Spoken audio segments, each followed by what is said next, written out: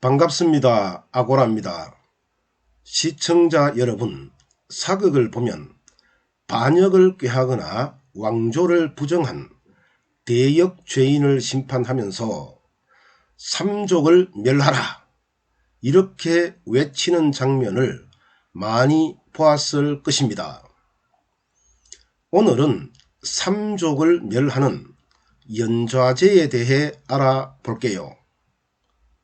제가 지인과 대화를 하던 중 고대와 중세의 형벌제도에서 삼족을 멸한다에 대해 대화할 기회가 있었는데요.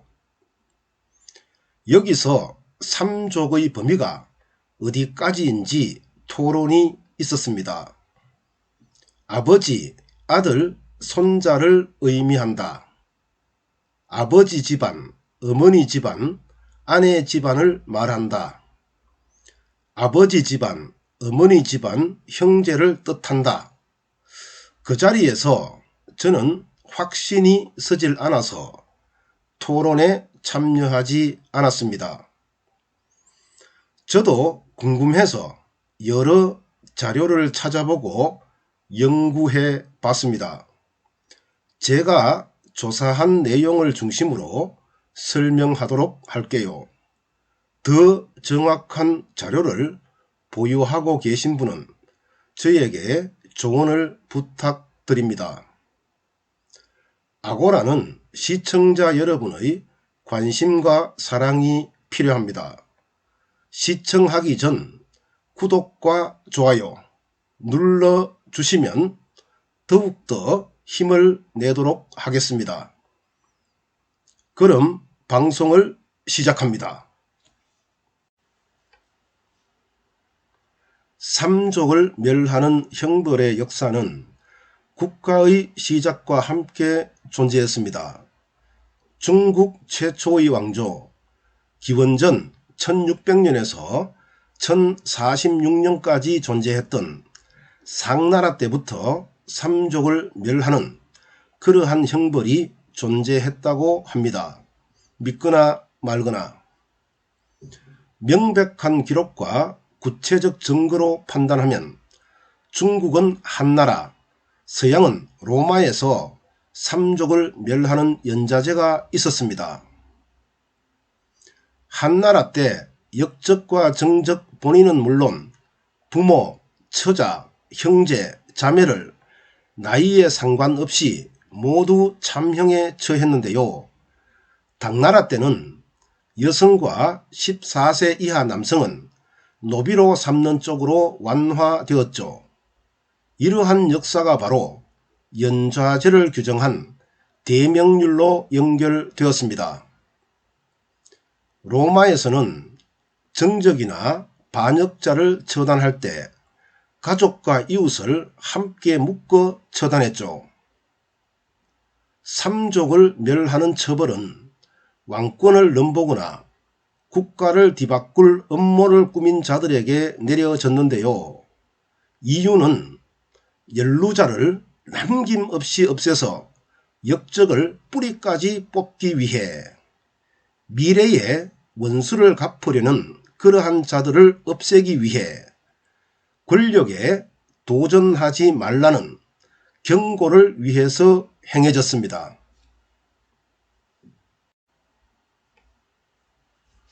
삼족을 멸한다에서 삼족의 의미는 시대마다 다른데요. 중국 주나라의 관직 제도와 전국시대 각국의 제도를 기록한 유교 경전인 줄에는 아버지, 아들, 손자 등 직계 3대를 삼족이라고 합니다. 예에 대한 여러가지 설과 추석을 담은 오경 가운데 하나인 대대 예기는 아버지 가족, 어머니 가족, 아내 가족을 삼족이라고 합니다. 중국 전한의 사마천이 상고시대부터 한나라 무제까지 중국과 주변 민족의 역사를 서술한 사기의 진본기는 아버지와 어머니, 아내와 자식, 형제를 삼족이라고 합니다. 우리나라의 경우는 어떨까요? 다산 정약용 선생의 목민심서를 보면 조족, 부족, 귀족을 삼족이라고 합니다. 조족은 할아버지의 자손, 즉 할아버지와 아버지 형제를 말합니다. 부족은 아버지의 자손, 즉 형제와 조카를 말합니다. 귀족은 나의 자손, 즉 아들과 손자를 말합니다. 조선시대에 삼족을 멸하는 형벌이 내려지면 할아버지의 자손, 아버지의 자손, 나의 자손 모두가 죽임을 당하게 되는 겁니다. 일각에서 처족, 즉 아내의 가족이 삼족에 포함된다는 말을 많이 하는데요. 이는 중국을 통일한 진나라 이전 시기까지의 의례를 정리한 대대 예기에 나와 있는 내용일 뿐 우리나라의 경우와는 거리가 멉니다. 삼족을 멸한다는 형벌은 연좌제의 일종인데요. 삼족을 멸한다는 연좌제는 연좌제 중에서도 가장 강력한 연좌제입니다. 모반 대역죄를 저지르면 삼족을 멸하는 그러한 형벌을 받았죠. 한반도에서 연좌제는 국가의 역사와 함께 시작되었지만 명백한 기록과 구체적 증거로 판단하면 연좌제의 기원은 조선입니다. 조선 건국 초에 명나라의 법령인 대명률이 들어왔죠. 태조의 즉위교서에 모든 공적 사적 범죄의 판결은 대명률을 적용하는 것을 원칙으로 한다고 발표했습니다. 이 대명률에 연좌제가 들어 있었죠. 성종 때 경국대전을 편찬하면서 연좌제를 조선의 법에 포함시켰는데요. 경국대전에 나와 있는 연좌의 종류는 모반 대역죄에 대한 연좌, 외국에 붙어서 저지른 이적 행위에 대한 연좌, 흉악 살인범에 대한 연좌로 나뉩니다. 모반 대역죄의 경우 본인은 능지처참을 당했고요. 가족은 교수형, 신분강등, 재산몰수, 유배형 등을 받았습니다. 외국에 붙어서 저지른 이적 행위를 한 경우 본인은 참형을 당했고요. 가족은 신분강등이나 유배형에 처해졌습니다. 살인죄 같은 흉악범의 경우 본인은 능지처사나 참형을 당했고요. 가족은 유배형을 받았습니다. 여기서 능지처사와 능지처참은 같은 의미인데요. 너무 잔인한 형벌이라 설명을 생략합니다. 연좌제는 조선시대 내내 유지되다가 갑오경장 때 폐기됩니다.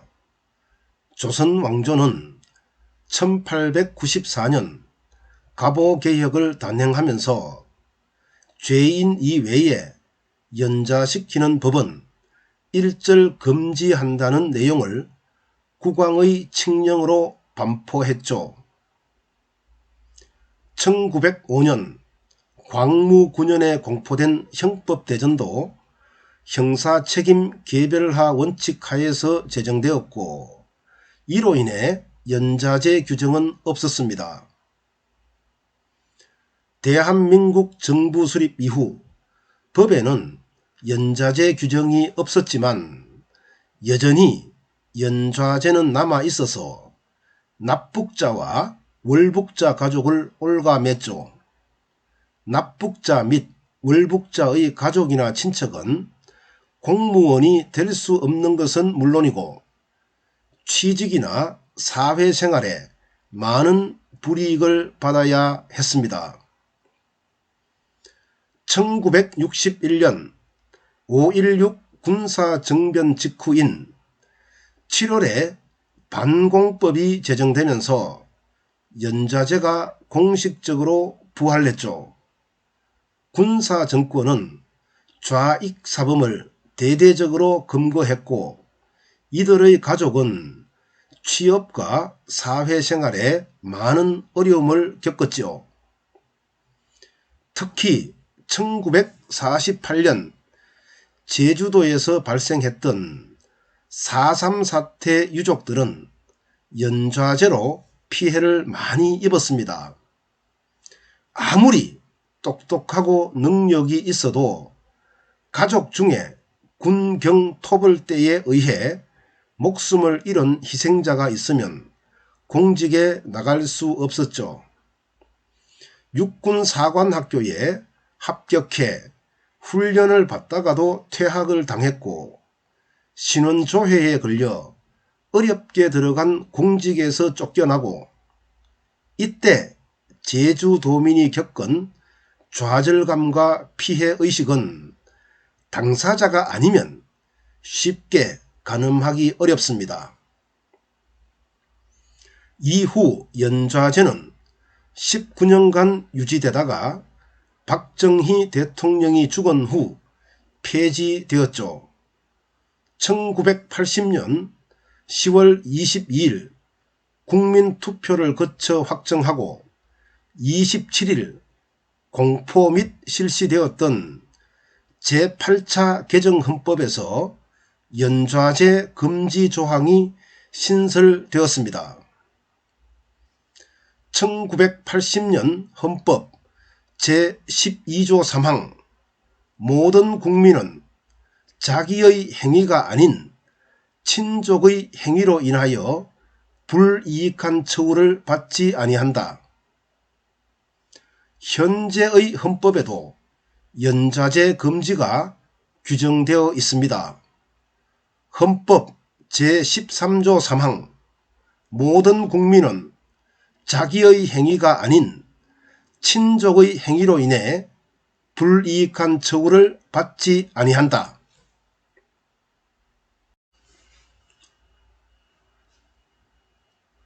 현재 헌법상 연좌제가 금지되어 있지만 아직까지 우리 국민에게 연좌제의 공포는 여전히 남아 있습니다. 2008년 광우병 촛불 집회가 발생했을 때 검찰과 경찰은 연행자 가족의 범죄 경력을 조사한 적이 있습니다.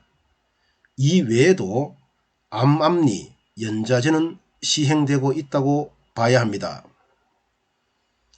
그런데요, 2020년 현재 법률상 남아있는 연좌제는 두 개가 있습니다.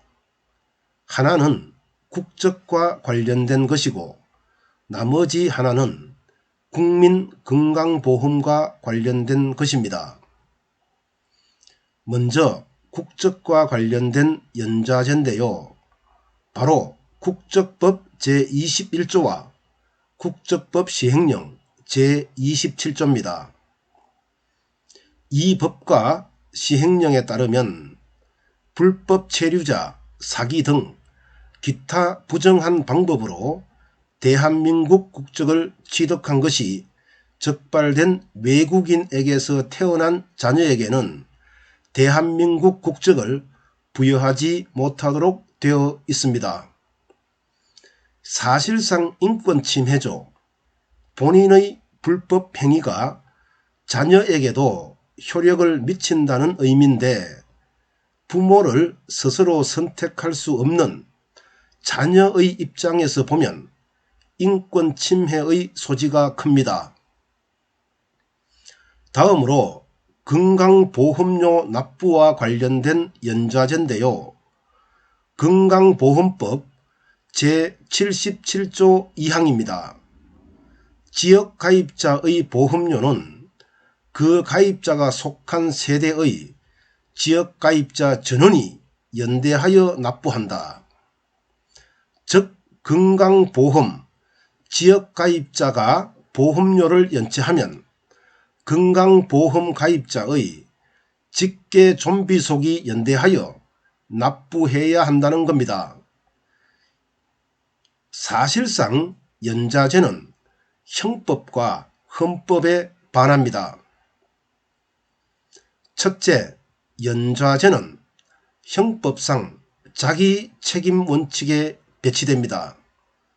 17세기 근대 르네상스 이후 시작된 형법의 발전에 따라 형사 책임은 행위자 본인이 부담해야지 다른 사람에게 부담시켜서는 안 된다는 형사 책임 개별화 원칙이 등장했는데요. 근대 국가 대부분 이러한 자기 책임 원칙을 기반으로 형법을 만들었습니다.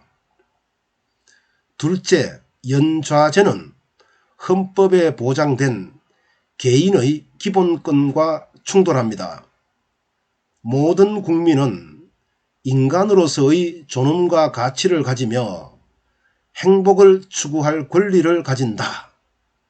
국가는 개인이 가지는 불가침의 기본적 인권을 확인하고 이를 보장할 의무를 진다. 우리나라 헌법 전문의 내용인데요. 타인의 범죄로 자신이 처벌받는 상황은 바로 이러한 헌법 정신과 맞질 않죠. 연좌제, 헌법으로 금지하고 있지만 여전히 사회 곳곳에 남아있는 처벌 방식입니다. 연좌제로 불이익을 가해서도 당해서도 안 되지만 자식과 가족을 위한다면 불법 행위를 해서도 안 됩니다. 감사합니다. 아고라입니다.